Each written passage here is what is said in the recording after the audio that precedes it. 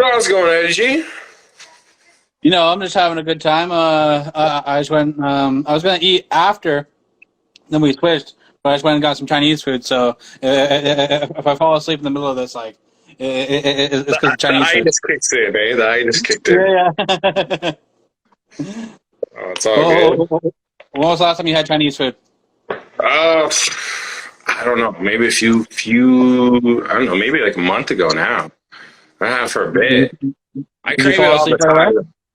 Sometimes, yeah, that MSG kicks in. You're like, yeah. Especially if you go to like the Mandarin or something, you just muck out. Yeah, it's not good. Yeah, I get the almond guy. The almond guy is fire. Oh, fuck it. Yeah, no, I really like my fried rice, especially if they got like a special fried rice where they put like the chicken, the beef, shrimp, Oh, even like I've had where they put scallops in there, and I was like, oh. And it's just like ah, a combination of meat and fried rice and veggies. mhm, Muck that mhm. all day. For sure, for sure. Yeah, so I was checking out the music today, and there's quite a few tracks. I like the vibe. Thank you. You have a nice mixture of the rapping and the singing. Well, which came first? Rap. Well, yeah, I'd say rap. I don't know.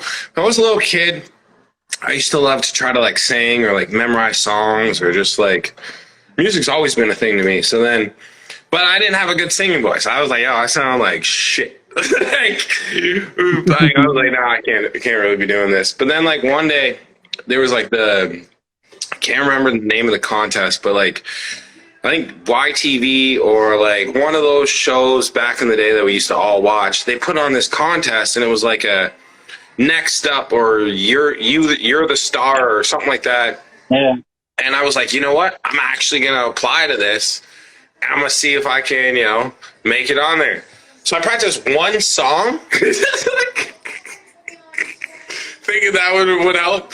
So like when they actually asked for like a bunch more stuff, I didn't have anything ready, so I couldn't yeah. fit the application. But I tried. I practiced Mad World by Gary Jules. Practiced it, Okay. got it down, knew all the words. I was ready.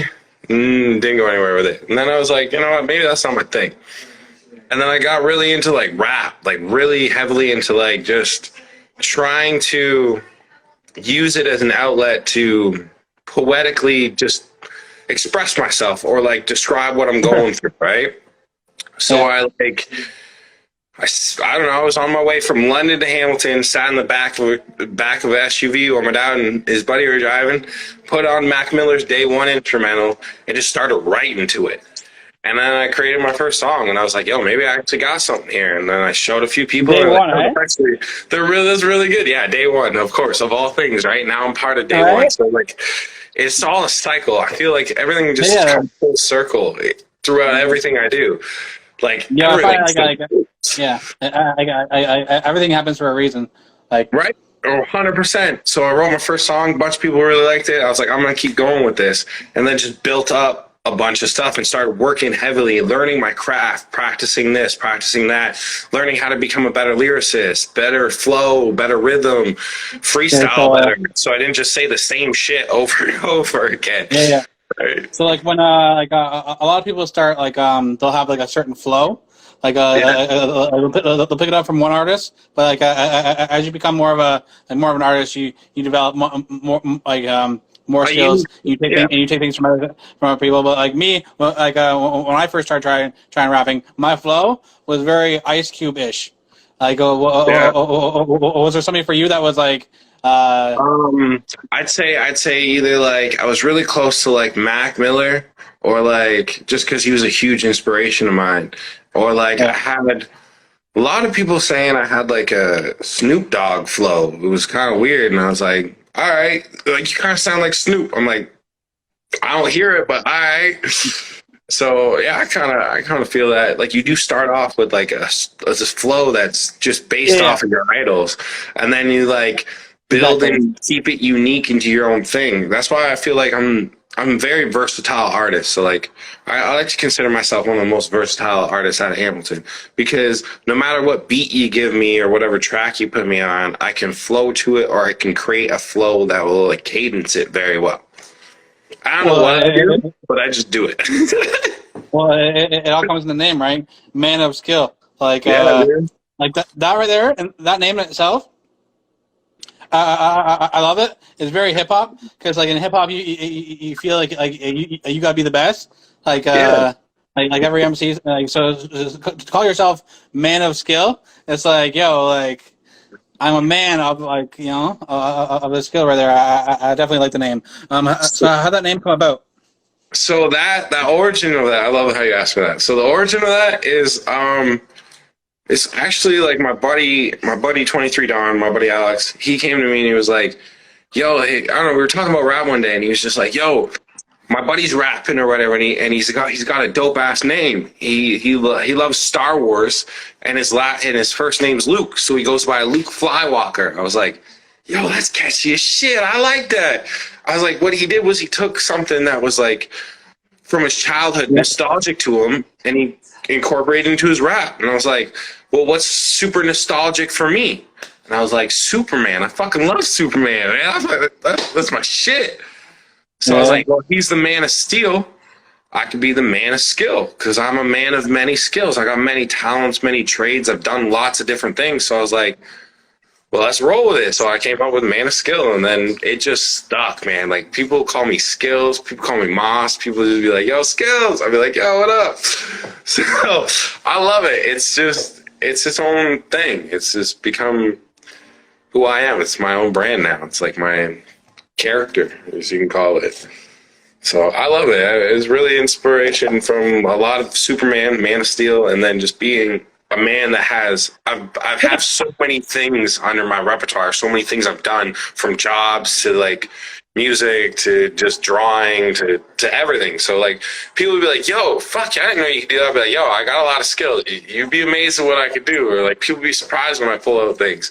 Or even if it's like a new talent, like we threw on like our Steel City Ciphers, and I was like, Jinx came through and he had his scratch pad going, right? It's like, yo, Jinx, let me hop on that for a minute. He's like, all right, he told me like 2 things. He's like, you just want to try to find where your scratch is at. Like if you're using a sample, find your mark, like use the sticker as a mark and then just line it up. And I was like, all right. And then he told me one other thing. And dude, I was going. I was just like, I got this. Like I could scratch all day, fade all day. I got this. It's like a new skill of mine. I was like, let's throw that in the repertoire, just add it to the list. Yeah. So it's become this phenomenon almost of just how many skills can I keep going? How many more skills can I add to the list? So like, so what what is like a skill that's like outside the music? Maybe like something like you realized early. Like I was just trying to think of something for mine. Like for a fat guy, I'm actually really good at hacky sack. yeah. All right. Yeah. Oh, we can play some hacky sack. I haven't played in years since like high school, but I used to fuck with some hacky. Yeah. Yeah. So what is a random skill like people wouldn't know about? So like back in the day, I used to do like a lot of graffiti, right? So I'm very like artistic. So like every cover art you see coming from day one, from like Angus the Guru, Goddess Body Burger, or Wes Gray, any of us, I've done them all. Like I've done all our cover arts because like it's just something I'm very good at doing. I don't know where it's coming from, but I just have this creativeness about me. So like another secret talent I'd like to say is I'm very like mechanically. Before you move on from there, I've been saying like a lot of artists don't really realize how important like their thumbnails are and like their like you're saying like the cover art. Like me, like for all my YouTube shit, like I've been working so hard on my thumbnails, like trying to make my thumbnails just like super pop. So like they're like, and I was over at a friend's house and he was on YouTube and he went to his subscriptions, and I noticed my videos like beside other videos, and mine stood out like a motherfucker, and I was like, yes. Yeah, like 100%. that's it. So Even when I So look at, important. like, if you look at my reels and stuff, I try to make it look catchy or something that'd be like, oh, what's this video about? What's this video about? Right? I try to make it eye drawing or like even have deep meanings too. Like Wes just dropped a song called Trouble. I did the cover art for that. And what it is, it's just it's like a glass that's full and a glass that's empty, right? But they're the polar opposites of each other because they're the exact same. So it's like a shadow replication of it. Because to one person, the glass might look full, but to another person might look empty. Depends on the perspective that you're looking Yeah, at it, right? for sure. But I also Yeah. put like a whole feeling of it, like, I don't know, like it's all interchanging. It's all together. It's all like one thing. I don't know. There's a Also, whole thing I had with it, and I was just like, bah, bah, bah, bah, and it looks beautiful. It's just amazing piece of art. So I was like, all right, let's just keep pumping them out. I've been working heavy with my cover art, so I'm like, yeah, pretty proud of myself. I got lots of things that I do that I can do. Like I just fixed my own truck. Okay, I consider myself a mechanic that's not licensed. Like I just replaced the water pump in my truck, and people have no idea how hard that is. But I just did that shit. Went, bought the part, and just said, fuck it, I'll figure this out. It shouldn't be too hard. Watch some YouTube videos. Tighten that up. My truck running back brand is new. So let's go. that's fire. That's fire. So yeah, it's just things that I do.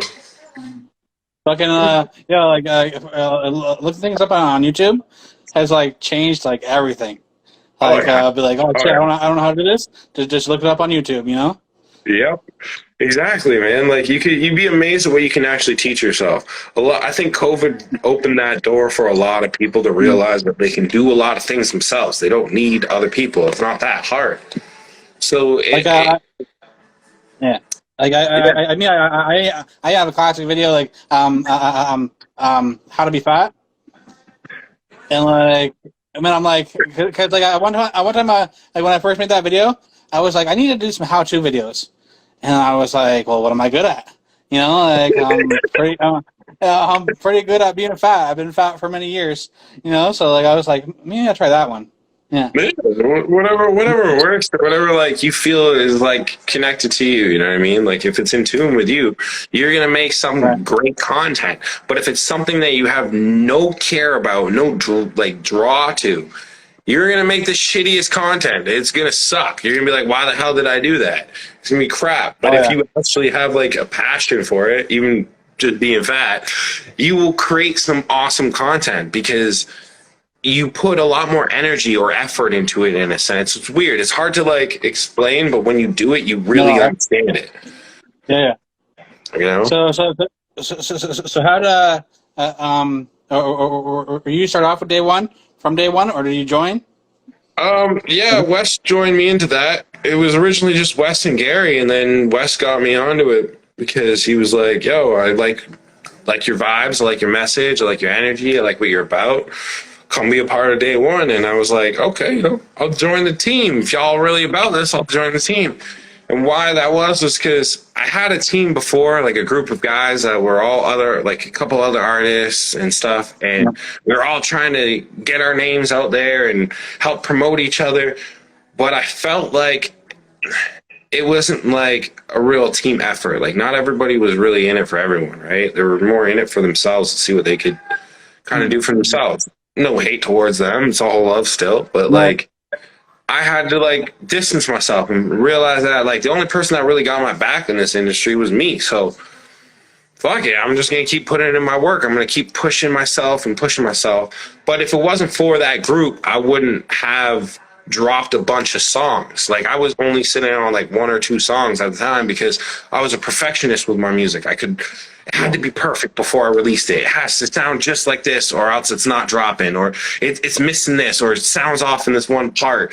Then I just started saying, fuck it. Let's just drop music and just keep releasing tracks. If people enjoy it, people will enjoy it. This is just a start to my career. So why do I have to worry about it sounding like Drake now when I know in a few months I'll be better and then I'll make a better track? It doesn't have to be perfect right now. Let's worry about that later. And then doing that, I allowed myself to be more free with my craft, allowed myself to be more free with what I was making, and then just float out more songs, and then joined up with Wes, and then we created DNA, and then we made our whole EP and just banged out some more songs. And I was like, all right, so if I want to work on like some albums or stuff like that, I'll do some stuff with Wes. We'll do like our DNA thing. But if I want to do my solo stuff, I'll just drop singles. And then me and Wes are like, you know what? It's not the like we still got to do our solo stuff, but let's try to work on our own thing. So Wes started dropping like a single every week, and I started working on my freestyle album, which is the Free Love Chronicles, which I just dropped. Yeah. And then we started like working on our solo things and just getting that built up. So we had stuff, and then we just dropped it. And I'm just so excited to see how far we've come and how far I've grown as an individual, as an artist, from where I started to where I am now. Like, I would have never imagined me opening for Echo. I opened for Echo not even a month ago. Like, I'm still like baffled like that happened. And I got the confirmation today, so you get the exclusive, Eddie. You get the exclusive on this one. Okay? Exclusive. Yeah. I will be opening for Robbie G December 11th, okay? In Guelph. Nice. All right. I just got the confirmation. So I'm just moving up. Now I'm just opening for more bigger and bigger artists and just like growing that like real fame. I don't know what you want to call it. I'm just growing my name, you know? So yeah. Shout out to Robbie G, part of the G family, you know? Yeah, definitely. So Yeah. and I was able to because like with the Echo Show, because it was like super random and super fast. Like I only had like 2 days to prepare and whatnot. I wasn't able to get my team on it, or like bring any of my members out, or like have Wes come and do a couple songs with me. So for this one, I was like, hey, is it cool if I bring a fellow artist? Can we like, because we got a bunch of songs together, it'd be awesome to perform. And they were like, yeah, fuck yeah, bring them out. So me and Wes will be performing for Robbie G. We'll be opening for Robbie G. So I'm actually very proud of my accomplishments, put in a lot of work for that. And then I got a few other things in the works, but they're not like 100% confirmed, so I don't like to announce it until I got the go ahead. But yeah, Actually, I actually opened for Robbie G before, and really? it was a similar type thing, but it was my friend that got the show, and he brought me along. See, it's dope. See, this is weird. I got the confirmation. Now I'm talking to you, and you were already there. You already opened. See how that works? Like the universe is speaking. Yeah, and it was out in Guelph. We had a good time. That's where I'm going. That's where I'm opening. It's Guelph. I think the headliner that night was Evil Ebenezer. Okay. Yeah. Fucks with that. Yeah, man. I'm just excited to see how my whole dream started with basically sitting in an SUV writing a rap and being like, I don't know if I can do this or not. Let's see if I got this.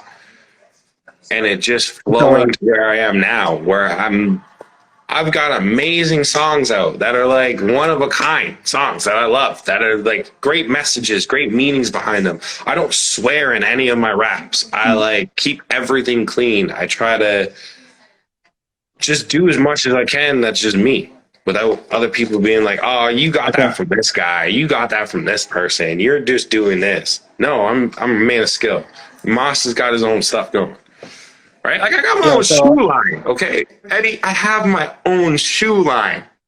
Like, who does that? Like, I was like, you know what? I want my name on a pair of shoes. And I reached out to Nike. Nike wasn't feeling it. I had to go through all these reps and stuff. And they were like, oh, since the Lil Nas X fiasco, we don't really like sponsoring or whatever, or putting our name on it. So here's the portal so you can make your own shoes, but you can't say Nike made them or it has anything to do with them. So I was like, well, then what's the point? So I reached out to another company and I was like, hey, you guys want to collab on some shoes? And they're like, sure, fill out this application. I was like, sure. And then they sent me a portal, started designing my own shoes, and now I got my own shoe line. Ha! Moss Kicks. Fire. So like, when you're younger, like what was those go-to kicks for you? Oh, Oh man, I have not been asked that question. That is a good one. That's a good one, Eddie. Hit me with so.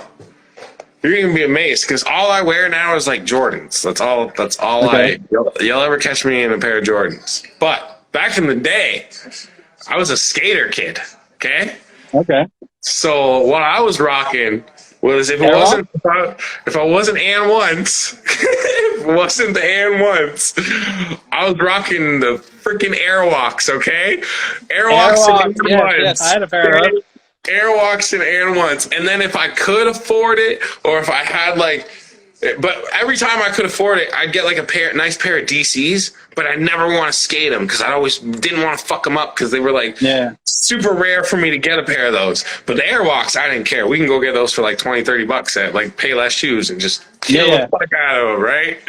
Yeah. Man, I miss Airwalks. Yo, Those were a shoe, bro. They were a shoe. Airwalks are pretty comfortable too. Yeah, They're pretty comfortable too. yeah, man. They were a good shoe. Airwalk. I'd bring Yeah, 'em like back. but yeah, like for me, like yeah, I did rock the Airwalks, but then like when I first came on the Air Force One, I was like, oh shit, the Air Force One, stomping in my Air Force One. Big I boy. had to get two pair. Bro. I had to. Yep. That was the start of it. My sister got a pair of Air Forces, and I was like, yo, I like those. I want some of those. My dad took us. Yo, what up, Jesse? But my dad took us to Chicago. We went on a family trip to Chicago, and we actually got to go to the Nike like factory, like store that they had there. That's like 3 floors of shoes, 3 floors of just shoes. It was the most insane to this fire. day. One of the most insane visuals to me this day was walking up the staircase, like it was a spiraling set of stairs, and every step you took, there was another pair of shoes right beside you, like all the way up. It was different colors, different rare ones, different like one-offs. And my dad copped like a pair of Brazilian Air Force Ones that you could only get in this state. It was like super rare. And then I got like a pair of like, they were red and black limited edition Air Force Ones. So like instead of like all black that you'd see nowadays, it was mainly red with little black parts. So like the toe was black. You can't even find photos of them, man. I was trying to find these the other day, search them up. I was like, oh, I remember those red and blacks I had. Can't find them. I have no idea what they would be called or what model they were. But dude, I got those. My sister got a pair of like pink ones. They were like a off shade of white, but they were pink. Yeah, man, it was like one of the coolest things. And that's when I first ever found out about Nike ID. I was like 13 years old. And they had the system there, which was Nike ID before it was what it is today. And you could create your own shoes and ship them to you, but you had to live in the States. But you had to go to this one store, or I think there was only 2 stores in all of the states that you could go to actually design your own shoe before it became a website. Yeah, Yeah, that's crazy. yeah, man. Yo, I that's got crazy. like classic tales from back in the day. That's yeah, fire. The Airwalks and the AN1s, man. The AN1s, they were something else. I even had the whole getup too, man. I had the jersey, the shorts, the sweater. I don't know. Did you ever rock like you have like Nike shoes, but then like Adidas pants or Yeah, Adidas I shorts or never whatever? matched the shit at all when I was a kid. No, it was all mismatched, bro. I've been wearing. Yeah. I've been wearing the most dress. I've been wearing like a Joker T-shirt that's like with like some weird ass sweater that was like I don't know some mark or like some polo sweater. It'd be like I don't know some random ass crap like Tommy Hilfiger sweater with like a Joker T-shirt with some Adidas shorts and like some AN1 shoes. None of my shit is the same brand, close to it. It even matches, but I loved it. I was like, yeah, I'm good. I'm good. Yeah. I'm good with this. And now everything I wear, it's either got to be color coordinated or like it's got to be, its own thing. So like, yeah, dude, I have changed drastically from when I was a kid. And I look at the photos of me as a kid. I was like, how did my parents let me out of the house like that? Man, I might have been a good looking kid, but my outfits were whack.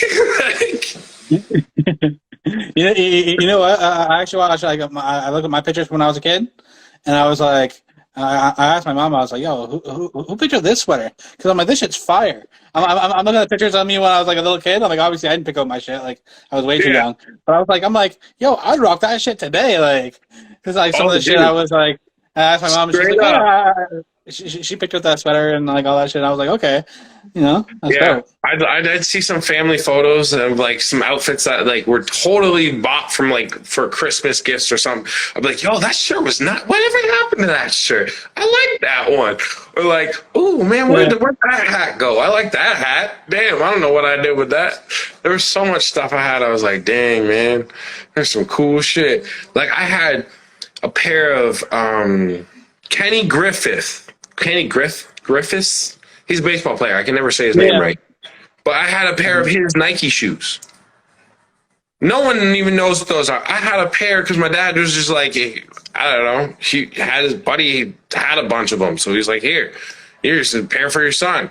I had like super rare shoes. I wore the fuck out of these shoes. I wish I would have kept them because they're so valuable today. But I was like, I didn't know there was cool ass, somewhat high top, but they look like a Jordan 11, but they're not. And they're just Kenny Griffiths Nike shoes, and they're pretty fire, bro. If you looked up a pair, you'd be like, yo, those are pretty badass. I was like, I had them as like a 12-year-old kid, didn't even know what I was wearing. And back then, when you went to school, kids didn't give a shit. Like, oh, look at his Jordans, or like, it wasn't like, oh, look at it was just like, oh, those are cool shoes. Like even light up shoes were cool back in the day. Like, come on. Yeah. You know what I mean? Be like, yo, rolling up with the Yodas on. You're like, yo, I got Yoda. Check those out. You didn't care who made them. It was Yoda. I miss those days, dude. Okay. I want to ask. So, of all the rappers you met in the whole scene, who is the flyest? Like, who has like the when you see them, they have the right kicks with the right outfit, and like who is the flyest rapper you've met so far? Ooh. Okay. Do you mean like out of Hamilton, or do you mean or like famous wise? Any rapper you've personally met? Because there's a few that I've met that are like celebrities, so they got like swag, but because they got money. But let's stick to Hamilton alone because I got we'll go with I got like two. I got a top three. We'll go top three. Okay. But I'm not gonna put them in order. I'm just gonna say my top three. It doesn't matter because I'm not gonna stay in order. So James Favre, okay, that man's got some swag. He'll put on like a good fit, rocking like simplistic, but clean as shit. Like he'll be wearing a yellow hat with a white shirt with just a little bit of yellow writing on it, with some like blue jeans, and then the perfect yellow kicks to go with it. You know what I mean? Like I'm like, all right, I fucks with that. That's fresh. Okay. And then you got Tyrex, okay, and you got Truth. Those two guys always swagging out, always looking good. It's like they have like a Toronto background to them or something. They know, but they some real ones. All right, they definitely some real ones with some fits. So those are my top three for sure out of Hamilton that have like every time I see them, I always like their fit, or they got some fly ass kicks on, so I don't even care about the fit. I'll be like, yo, I like those. I like those a lot. Okay. You good? Okay. You good. So for rappers, so let's say you're doing a track, you get to pick the producer, and you get two features. One feature is a local Hamilton guy, and the other feature is anybody you want. So who's doing the beat first? Pharrell is definitely making the beat. Pharrell is the producer. Okay, Pharrell, I fuck with him. Okay. Pharrell all day. Pharrell on that. Yeah, for sure. I would have said like Scott Stokes, but Pharrell would hit me just right because the type of like flow, like me as an artist, what I represent, I feel like Pharrell would like be like, "Yo, I got you," and then throw in like a Superman theme in there and midway into the beat or something stupid and crazy, and you'd be like, Yeah. "Oh God, what is this?" So Pharrell for sure would be on it. So local Hamilton artist, I would want to pick someone I haven't like worked with yet. Okay. So LT the Monk. LT. Okay. It would have to be LT. Because I just love his flow. I love his presence. I love his energy. So me and him would make a fire track. And then Okay. So the production is him, Pharrell, and then so the third verse is anybody you want, like any artist, rapper, singer, whoever. Logic. It'd have to be Logic. Just Okay. because Mac's not with us anymore, it'd have to be Logic. Because that would be an insane track. A Man of Skill, LT the Monk, and Logic with Pharrell making the beat. Okay. That'd be some heat. I don't know. I don't know even know if Kanye would be able to release something to compete with that. Like I'm serious. Like I'd be going toe to toe with Drake's latest hit of the summer if we came out with a track like that. Yeah, definitely, definitely. See, because you got like Dre. I'd have like, but he's not really still making beats and stuff. You know what I mean? So like, yeah, Me, it'd like, have to be Pharrell. It'd have to be Pharrell, LT, and Logic. Yeah, like I can't. Yeah, no, can't compete with that. That'd be my list. Or Andre 3000, and bring him back. okay. Because Okay. that man's got Yeah. some wordplay. That guy's some No, insane wordplay. No, one thing that I feel weird about hip hop is where they play Andre, but they put Big Boy so much farther down. But like me, I grew up with Outkast. Like I love Yeah. those songs. Oh, Outkast. Big Boy, and Andre are like here with me. They're not like Okay. they're Like, toe to toe. I've heard people say like Andre's here and Big Boy's here. I'm like, what? No. Like, The way Outkast was presented, I feel like Big Boy was the face of it.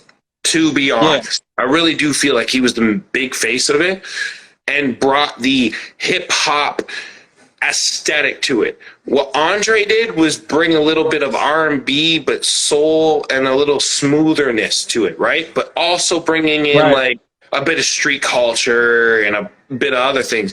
But Andre was that in your face, Biggie, Tupac, 50 Cent type like rap, just like I got bars. Let me just tell you about it. Right? and Big Boy was like that smooth player shit. Like, Yeah, he's a smooth fucking player. He'd be like, "Girl, I ain't gotta worry about getting your girl. I got 5 lined up. Why I got very, you know what I mean?" Yeah. He's definitely that. And their movie Idlewood, yeah. like, come on, if you haven't seen that movie, it is classic, man. That is a freaking. I don't care what anybody says. They made a like. Get Rich or Die Trying ain't got shit on it. Friggin' 8 Mile ain't got shit on it. It's not a biopic. It is an actual movie they created original music for, created an original story for. Like, fuck making an album. These men made a movie. Like, made a movie, not just been like, oh, I'm gonna make a movie about my life. Okay, who hasn't done that? It's a biopic. But then you can, like, factualize stuff like 8 Mile where they just kind of made up shit and added to it, and you're like, oh, okay, cool. When are we ever gonna get the real Eminem biopic? Are we ever gonna get one of those? We got Tupac now, we got Biggie Smalls, we got 50 Cent. You know, they just keep dropping these biopics, but no one's made an actual like movie like Idlewood as a famous rapper. For Outkast, they have the song to get ready to when you're having a shower, when you're cleaning up. Ain't nobody dope as me. I'm just like, so man, special, clean. man, like, that right there. That is the best getting ready to go out song. Yeah, any one of their tunes, dude. Roses, like you'd be like dealing with like a breakup or something. You'd be like, y'all shit. You think y'all shit don't stink? Well, shit don't smell like roses. You know what I mean? Like there's so much that they've done, and it's amazing. Also, I probably bet you don't know this. I'm about to bet you something. Andre 3000 is featured on a track, okay, and it's called, I believe it's called December. All right, I'm gonna just Okay. like reference myself real quick on it because I don't want to fuck this up. But it is an amazing tune, and in it, his verse is about being like a gangster and having this badass girlfriend that's a rider, straight ride or die, to the point where she knows he's dirty and the cops are coming from him. The cops are like knocking at the door. They're gonna bust in. He's like, all right, honey, like I'm a dip. She's like, nah, like I got a fantasy. Let's roll with it. I want you to fuck the shit out of me while they come in, right? And we'll just start blasting at them. So, and this is all in his verse, bro, and it's like structured so well. So he's like, all right, so I start digging at her. The cops come busting in, all right? Or they're rushing in, and I start busting it. And I started busting back at them. They hit me, but I got my nut off, so there'll be a part two. Meaning his son is, you get what I was like, what did you just say? It's gonna be a part two. Wow. What? Like, illest verse I've ever heard Andre ever write. And I was like, what did I just find? Like, and my buddy turned me onto it. And I was like, yo, what is this track? And, I gotta find it now. So, Rocco, I think it's Rocco. So the album I remember, this is how I usually find it. There's a guy called, let me not butcher this. Yeah, his name is Rocco. He's got an album called Wordplay 2. And on it, nope, I messed that up. It's not on this album. But it is by that artist. Okay. And he's got a song with Andre 3000. So Rocco. That's the big thing to have a feature with Andre. Right? Yeah. So the Steel City Cipher. Yes. Yeah, let's talk about that. It is going great, actually. Wes and Ross Burns are the main leaders of that, the ones that are putting it all together and doing it all. They're getting a different producer or beat maker every cipher to come out and do a special thing and kind of be like the host. And then we try to get someone else to kind of host it every so often as well, right? So that it's a little bit different, but we're just having fun with it. It's just like a come out, have some fun, spit some bars, spit some lyrics, even if you don't have a freestyle, spit it written, just have fun and just be you, right? Yeah. So this next one.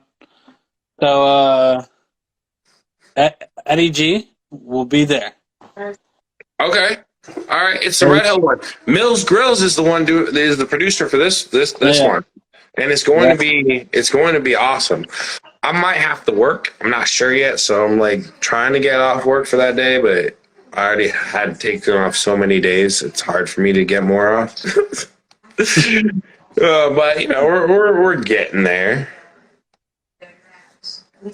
All right. Well, is there anything we missed? Any upcoming things you want to announce before we wrap this up? Yeah, we have day one is a part of the BIPOC Hearts music series. Okay, that is October 14th. I am so excited for it. The city of Hamilton is putting us on the map. We're getting like locked right in. Okay, we were like one of the big headliner artists for it too. So that's like amazing. Okay, and it's cool because tickets are $20. But if you want to help sponsor someone that can't really afford a ticket, you can pay the $30 ticket price. And if you can't really afford a ticket, but you really, really want to go, there's also $5 tickets available for people that are like kind of like financially not able to, right? So it's trying to reach out and be available to everyone to come and enjoy a wonderful evening of great music and just an awesome time. So that is going to be so exciting. I'm so excited for that one. That's going to be it's at the Bridgeworks in Hamilton. So if you know where that is, you know how it is. And then there's also November 12th. We're doing something at the Casbah Lounge. All right. Wes is putting that together. Yeah, Wes is putting that one together. Because Wes is putting that one all together. It's because it's his birthday, so we're gonna throw a little something special for it and do a little thing. Nice. So I don't want to give too much details on it because I want him kind of be more the, For sure. the one announcing that one. And then what else do we got? We got a bunch of stuff coming up, man. Like, there's so much in the works. I keep just missing it all. Like, West has got a bunch of songs coming out. Goddess Body Virgo's got a bunch of songs she's working on. Angus has got a bunch of songs he's working on. I've got a bunch of songs I'm working on. I got a song with Bella that is sitting in my vault that I'm just waiting to kind of release. I got another one with Angus that we just kind of got in the works that, I'm kind of waiting to release. So I just want to gain some hype and momentum on the album before I start dropping some more singles and let people enjoy the music that I already have out there. You know what I mean? Even the people that are just finding out about me can check out my old stuff. And, yeah.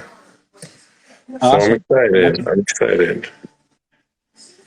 All right. Well, hopefully, I see it at the Cypher. Hopefully, you don't have to work that day. But, yeah. I'm trying to find this song still. So that's why I'm found it. Okay. It's by Divine Council. It's called December. It's called December, but it's like December, but instead of the BER at the end, it's just a BA. Okay. Okay, you gotta check it out because I know nobody's really heard this song. It's by Divine Council. Nobody even knows who Divine Council is, which is Slick Money and it's like Slick Money and Andre 3000's on it. But yeah, dude, his verse, some of the most illest bars I've ever heard. Nice. I woke up in the morning, my clothes are torn into shredded pieces. Purple pants Narnia, hard to even find in California. I was hornier than Incredible Hulk in a federal court while the deputy spoke in a flirty tone, dirty songs, she knew them all. This man's flow is insane. I can't even. You gotta check it out. I'll leave it all to y'all to check that track out because it is fire. All right. But yeah, I appreciate the opportunity, Eddie. This has been a blast. It's been a great time talking to you. I enjoy it. It's been an awesome interview. It's been so much fun. So yeah, there's lots in the works, lots coming from Manskill. So keep positive, keep posted, keep looking at my stuff. Always stay tuned. Always stay in the looks. I'm always popping up with something else. Because it's what I do. All right, man. Appreciate you. You keep doing the hard work. Keep doing your interviews. Keep doing your thing. I'll keep staying tuned in. Keep checking them out. It's been a blast. It's so much fun. Your verse for the drop of verse. You're next to come out on Monday. Oh, okay. Yeah, I'm gonna drop that on YouTube on Monday. All right, sweet. I'll promote that. See, I just got content being continuously coming out. I ain't got to worry about it. Just create yourself. All right. Peace, y'all. You have a wonderful night. Yeah.